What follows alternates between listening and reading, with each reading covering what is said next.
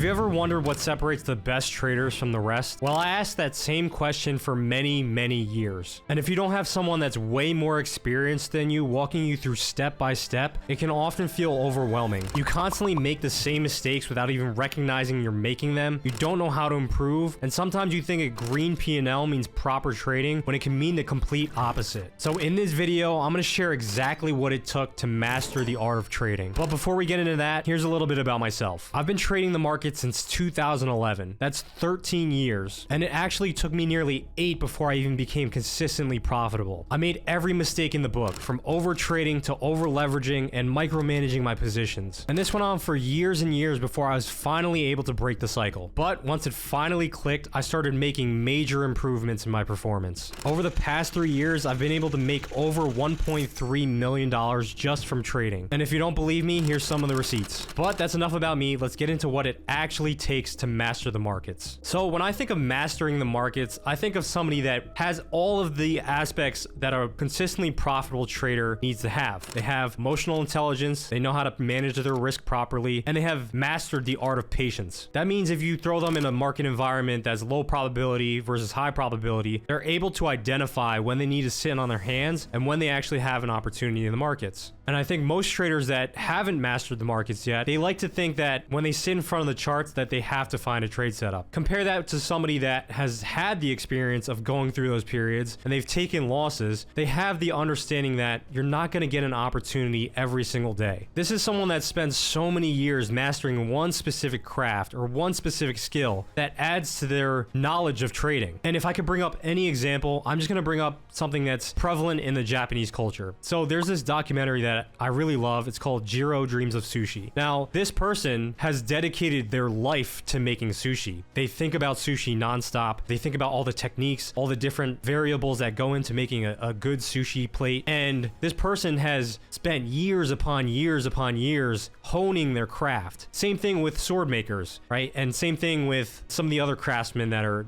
operating in the Japanese culture. So in that documentary, there's parts of it that goes through, what does it take to become an apprentice? And then how do they actually get to the point where they're helping out the head chef and preparing the dishes? And what I found what was really interesting was a lot of these interns that started working with this head chef, they would only be delegated one simple task and they would perform that specific task for many, many years. This one person was only in charge of making this egg dish, so he didn't even touch any of the fish. And he was doing this, I believe, for 5 or more years. He was only focused on making this one dish. And when I think about mastering trading, it's very much like this. I think when you get into the markets, you want to try and do everything all at once. You want to jump to the head chef position when you don't have the skill set yet. And what you need to master are all these little tasks that will eventually put you far ahead, especially if you can hone in on it for a very long period of time. Think about somebody that has really mastered their emotions. They've spent day in, day out thinking about the way they think, writing down how they're feeling. They can identify all the emotional triggers that set them off that will cause them to go on tilt or put them in flow. So they know exactly when to step off the gas and when to press it. And that's often the biggest differentiating factor between a consistently profitable trader and a consistent loser. The consistent winner knows exactly when they need to step their foot on the gas and go full speed ahead into a trade that meets all of their criteria for an A+ setup. Whereas the amateur trader that hasn't mastered these things, they might step on the gas and they're not seeing all these different roadblocks in the way of their specific trade because they're thinking that the C+ trade is their A+ trade. And that really just comes from a lack of experience. Now, I think this topic is extremely important because what differentiates somebody that can master something and somebody that doesn't, I think really comes down to your passion for it. If you don't have a passion for trading, then you're really not going to make it. And a lot of people get into trading for the money aspect and not for the love of trading itself. And I would say that's probably the majority of people that get into trading in the first place. They don't have a real passion for trading. So if I were to tell you to go read Market Wizards or some other dry book like Reminiscences of a Stock Operator, you have to be able to have the love of the game, and you're not going to be able to get through those books if you think there's no value in it. And I found tremendous value in those books, but that's because I was so immersed in the markets. I was so immersed in trying to become a great trader that I just loved studying that stuff. But now if you take somebody that is only getting into the markets because of their love for money, they're not even going to want to sit down and read those books. They're not going to find it interesting. They're going to probably put it down after a chapter or two, and they're not going to really spend the time and spend their thought process as far as absorbing all of that information and then turning it into a valuable lesson. So your attention span has to be on point. It has to be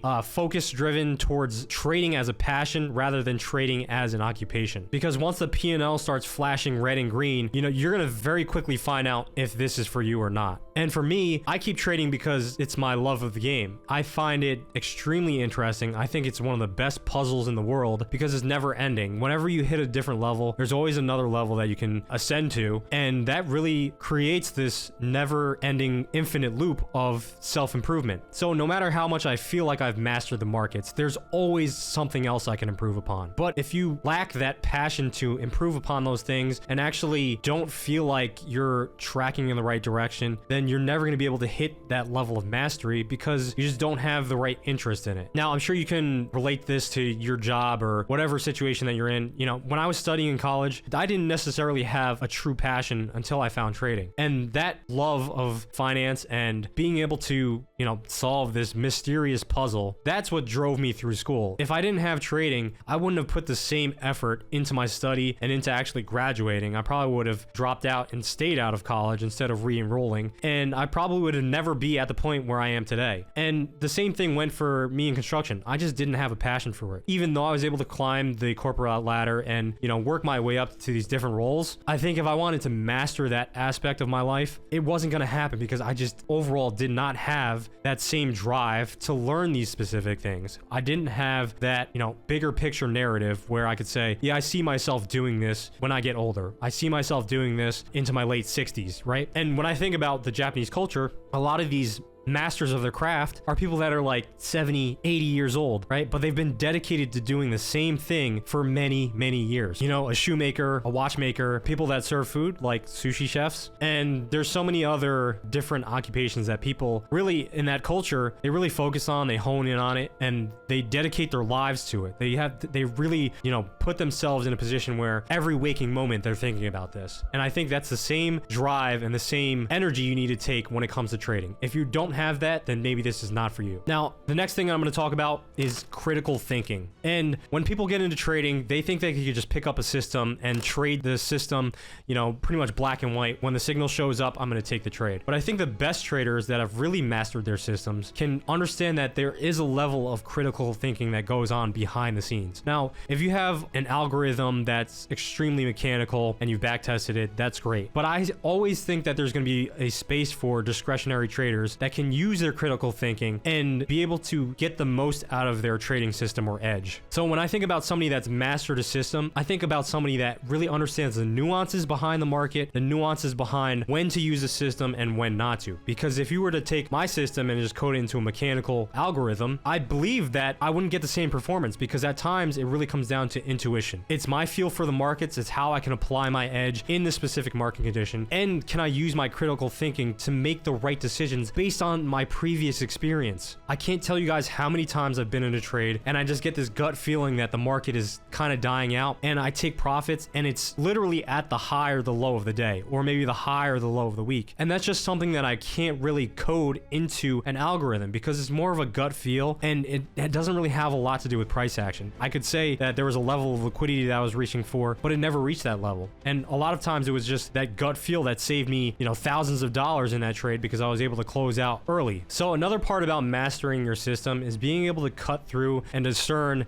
different market conditions and being able to analyze when there's conflicting information. An amateur trader just isn't able to discern when there is conflicting information. They get so blinded by their biases that they can't think critically. So what they end up doing is they either end up gambling or taking the wrong side of the position, and then they place so much emphasis on being right in the markets that they are not able to analyze the other side of the market, the other side of the coin. What if this trade doesn't work? They really only have one outcome in their mind, and that's to make money. Whereas the person that's mastered this system, they understand that, well, maybe if there's conflicting information, I might have to size down on this trade, or maybe not even take the trade at all. And I would say the person that's really mastered the markets can understand when there is conflicting information on the charts that it's best to almost do nothing. Myself, for example, this month I've really only taken like 6 trades and I'm up nearly $40,000. But that's because I'm able to decipher the market and understand which markets are going through low probability conditions and which ones aren't. Whereas some traders that are less experienced and haven't mastered their system and haven't mastered the markets, they might be taking signals that don't make any sense to me. When I look at somebody that's taking a trade just because their signals appears, when I look at that market, to me, I don't have a trade because there's too much conflicting information on different time frames. So what they'll end up doing is forcing a trade that ends up being a loser and then wondering what they did wrong. And the only thing that they did wrong was they're not able to take the information that the market is giving them. They're really just blindly trading the system for what it is. And that leads into my next point, which is basically balancing your analytical skills with your intuition. So in my opinion, trading is not that difficult. And I thought it was going to be difficult when I first got into it, but what made it even more complicated and I kind of overcomplicated was that I thought that adding new things to my strategy was going to make the strategy better. But really, if I wanted to become a better trader and really master the markets, I had to just focus on something that was easily understandable, that removed the aspect of thinking too much. And I think that's where a lot of traders mess up, is they're thinking and overthinking way too much when it comes to their markets. You really want to just dial it down and be able to sit in front of the screens and come up with a decision rapidly. You don't want to have to, mentally juggle over the fact if you should take a trade today or not. A lot of times when I sit down on the charts, let's say at the end of the day and I'm analyzing the daily close, I already know if I should be trading the next day. And a lot of new traders don't think like that. They think, all right, tomorrow is another day in the markets. I'm going to sit down in front of the charts and see what happens. When in reality, they should be doing the other way. They should be analyzing the information that's coming to them and using the intuition and understanding when they're trying to predict the next 24 hours, let's say. You have to have some intuition whether that market the next day is going to be low probability or not. And where my experience comes in is because I'm able to analyze the market and say, all right, this market doesn't look great and I'm not going to do anything tomorrow, regardless of what appears on the charts. And that intuition has saved me so much money and so much headache, because in my struggling years, I would say, all right, well, I didn't get the setup that I wanted today. I'm going to come to the markets tomorrow and try to find it. When there was conflicting information on the higher time frame that was telling me I shouldn't be trading at all whatsoever the next day. Well, I would force myself in front of the screens. I would see a setup that looked A+, and then it would fail on me. And I would wonder, this system sucks. It doesn't work. And not using that, that critical thinking and the intuition that I had from previous experiences that was, kind of guiding me, right? I've tried to trade ahead of NFP events or ahead of FOMC events. And a lot of times it doesn't pan out. And, that greed and that FOMO, it forces you into bad positions. Whereas the person that's really mastered their emotions and mastered their trading system is able to take a step back and just say, I can let this trade pass me by without having any negative emotions around it. Whereas somebody that hasn't mastered that, they see a trade that passes them by and then all of a sudden, they're getting anxious, they're getting sweaty, and they're like, oh, you know what? This could have been me. They have all these what ifs. What if I held this trade longer? And what I did for a long time, like many of you probably do, is they try and calculate how much money they're going to make in this specific trade. Whether they're up or down in a current trade, they're like, if this goes to my take profit, I'm going to make X amount. When that kind of takes them out of the mindset of actually just being present and following the plan and the strategy. Because when you start thinking that way, when you start thinking about how much money I can make on the specific trade, you kind of put on the back burner everything that the market is actually telling you. So maybe there's conflicting information, or maybe there's an opportunity for you to manage your stop loss, but you don't want to because you're afraid of giving back some of that profits if it comes back and takes you out. Where, the person that has really mastered that, they can make logical decisions at the right times. Whereas somebody that doesn't have that level of experience, they're making illogical decisions at the wrong times. So I think everybody can have analytical skills. I think to me, that's one of the easier things to have. Everybody can analyze the markets. What really separates the best traders from the traders that are consistently struggling is that the best traders know exactly how to execute in the markets. They're not making making silly mistakes. They're not adjusting their stop losses too quickly. They're really thinking about the next action that they're taking. They're playing chess, not checkers. So just from my perspective, right, when I'm planning a trade out, and you guys can go take a look at, how I plan my weekly analysis, how I plan my weeks around the calendar, oftentimes I'm thinking 3, 4, 5 steps ahead. What should I be doing on this specific day? How do I manage this trade if it goes in my favor? How do I manage this trade if it goes against me? I need to be prepared, because when that time comes to make a proper decision in the market, when you're not prepared, you're going to be extremely confused, and oftentimes it's going to lead to the wrong decision. All right, the next thing that comes to mind when mastering the markets, it's overcoming the fear of losses and building emotional resilience. So my fear of losses really came when my back was against the wall financially. I was living paycheck to paycheck. I was pretty much depositing my last dollar into the trading account, not knowing if I could afford food or buy new clothes or cover some bills, maybe with my car payment or cell phone bill. And, that really put me in a desperate situation. And you're not going to get over the fear of losses if, those dollars that you put into your trading account mean too much to you. You have to be able to put yourself in a position where you actually don't give a shit about the money that you're losing, because you're going to have losses in the market, and it's about how those losses are going to impact your performance going forward. Let's compare two different people. Compare one person that is maybe playing a best of 5 series versus somebody that is just starting out the season. All right, and they're playing say an 82 game season. The person that is going to be knocked out after a 5-game series is going to feel way more pressure, because they're putting themselves in a playoff environment where it's basically elimination rounds. So if you take a loss, you're out, or if you take 3 out of 5 losses, you're out. Whereas somebody that has the full season, they don't care about taking 3 or 4 losses. That should be the mindset that you take into trading every single day. 3 to 4 losses is not going to make or break you, unless you're over leveraging, obviously, but you're going to have strings of 2, 3, 4, 5 losses in a row, maybe even more, and you can't let that derail you from your trading process. But if you're on your last dollar, and let's say you're going to strike out, and that last dollar means you're going to be knocked out of the market, you're going to act irrationally, you're going to make poor decisions. You might size up on the next trade because you're trying to make it back so you don't get knocked out, and really it's just a poor mental space to be in. So I think the only way to overcome your fear of losses is to honestly not care about the money. And I know it's hard, and this is something that I cannot pass down to you guys. This is part of your own self-mastery, and it was part of mine. I knew traders that were making $10,000, $20,000 on a trade, and they honestly didn't care about the money. Whereas me, I was struggling to make 300 to 500 without my emotions, spiking. So if you find that you're getting riled up by these small wins and these small losses, you're just not quite ready at the level of true mastery. And in my opinion, you are still an amateur if these small wins excite you, because how are you going to act when you get bigger wins? Each level, provides an opportunity to level up your understanding and to level up your emotional resilience. And I think one of the downsides of prop firms right now is that too many traders have too much access to capital that they're not used to managing. And I've spoken about this before on podcasts. When I was able to transition into, a more managerial role as far as estimating, I was putting together home budgets of $15, $20 million.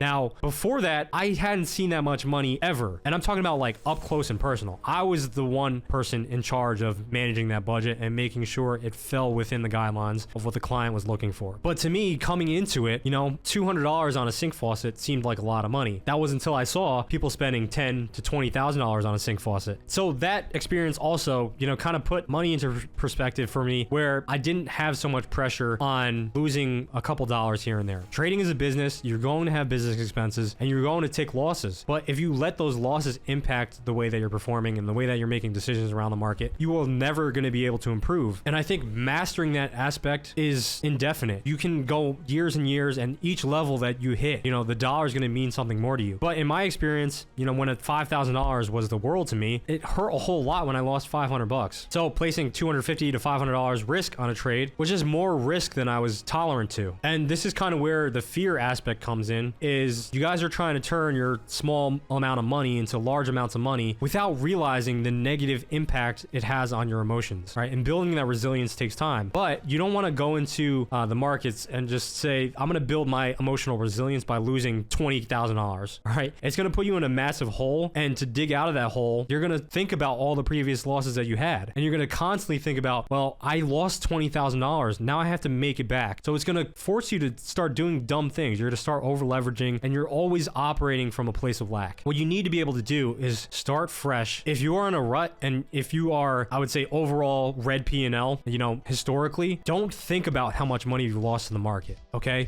Think about the next trade. The next trade is the most important trade. And when you're going forward, you have to be mindful of, am I learning from this? Am I building emotional resilience to the risk? And finally, the last point I will talk about is developing the ability to adapt quickly. Now, when most people hear this, they probably think, I need to be able to adapt to market conditions and be able to switch sides and overtrade and get used to this, because I just need to be able to act on my feet and adjust my trades and really trade a whole lot. That means me quickly adapting. And that's not really what I mean. So when I think about somebody that can quickly adapt, I'm thinking about somebody that knows how to adapt and pivot and go the right direction and get them under control. So let's say if all of a sudden you have this one trade where you over leverage too much, you have to be able to adapt and then maybe cut that risk in half quickly. You have to be able to adapt to that situation rather quickly and understand that you made a poor decision. And I think that's where some traders get caught up, is they think that once they make a poor decision, now they have to live or die by that. And that's not totally true. If you put on a large position, you can adapt by closing that position rather quickly. Or let's talk about different market conditions. A lot of traders think they need to adapt by switching up their strategy or maybe forcing different trades. And maybe a lot of traders think about this as far as adapting, different market conditions. Let's say if it's going through consolidation, they think they need to change up their strategy, but maybe it's a strategy they're not really in tune with. Maybe you're predominantly a swing trader and now all of a sudden we're in a scalping market condition. I think the worst traders probably think they could start scalping and then they end up taking losses, as a swing trader and as a scalper, because they're not in tune with that specific system. Whereas somebody that really understands what they're doing, what they're going to do is just really take their foot off the gas and not trade. So that's them adapting to that specific market condition. They are able to take a step back, realize that the conditions that are presented in front of them isn't prime, and what they might do is just they might go to a different market. So I'll always preach, once you understand what you're doing, you kind of want to start adding more and more assets to your watch list. So today, actually in the live chat for one of my other videos, somebody was asking me, what do I do on NQ? It's been ranging for the past 2 weeks. And my answer to them really was to either sit it out or go to a different market. And that's really where you're going to differentiate yourself from, the amateur traders who are consistently losing. They're trying to force their system upon a market that is just not in the right condition. So in order to be able to adapt, you have to be able to recognize when is going through that condition and going into a different market. Maybe you want to try a different asset, maybe you want to try a different time frame. But being able to do it in a logical way and still keep your edge is extremely, extremely important. And to be honest, I think adaptability really just comes from trial and error. There's no shortcut to that. You're going to go through years and years of, experiencing different market conditions, different trade setups, ones that fail, ones that work. And over time, you're going to build this library of knowledge that you're going to be able to recall and reflect upon when the time comes. So nowadays, if I'm faced with a sticky situation, I know exactly how I should position myself in the markets or not position myself at all, because I'm able to recall back on that previous experience. But let's say if you're lacking experience and I tell you, you need to adapt and do something differently. Well, that's not really, it's pretty vague. Do what differently? Do I continue trading the system? Do I drop down to a different time frame? Do I, trade different sizing? Do I look at a different asset? There's so many different variables that you have to calculate and make the right decision upon that really only comes with experience. So if you've gotten this far in the series, you've already heard me talk about energy, concentration, clarity, and then mastery. I think these 4 pillars are extremely, extremely important if you want to hit the level of trading performance that I've been able to hit. And yes, I put these in sequential order because I think they're extremely and vitally important that you focus on each one at a time. So if you're interested in any of those videos and you haven't seen them, I'll drop a link in the description. I hope you all enjoyed the video and learned a lot from this discussion. I love talking about trading in the markets, and I just can't help but share this valuable information with you guys so you can level up your trading and make trading a full-time endeavor. If you want to fast track your trading mastery, just like my student Mike, who's been smashing 10K months consistently, then make sure you book a call using the link in the description. I am only looking to work with the most serious traders, so spots are limited. But if that sounds like too much for you, just go ahead and like this video, drop a comment, subscribe to the channel, as I'm dropping free value every single week. So until next time, this is Kyle, signing off.